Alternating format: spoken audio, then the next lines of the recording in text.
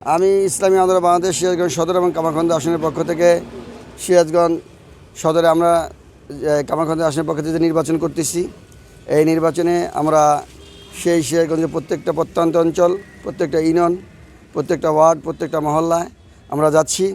প্রত্যেকটা মানুষের এবার একটাই কথা যে আমরা দুই দলকে দেখেছি, এবার আমরা ইসলামী দলকে দেখতে চাই, হাত পাখা মার্কা ভোট দিতে চাই এবং আগামী দিনে ইসলামী শরিয়া আইন হিসেবে এই রাষ্ট্র পরিচালনা করার জন্য সকল মানুষের একটা আগ্রহ উদ্দীপনা দেখা যাচ্ছে, সকলের মধ্যে উৎসাহ উদ্দীপনা দেখা যাচ্ছে।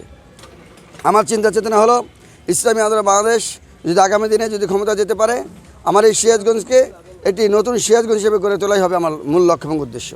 কারণ হলো এই সিরাজগঞ্জে আমাদের অঙ্গীকার হলো মাদকমুক্ত, সন্ত্রাসমুক্ত, চাঁদাবাজমুক্ত, বেকারমুক্ত, সন্ত্রাসমুক্ত এবং ন্যায়নীতি ইনসাফ ভিত্তিক সুশৃঙ্খল একটি জাতি গঠনে আমরা বদ্ধপরিকর।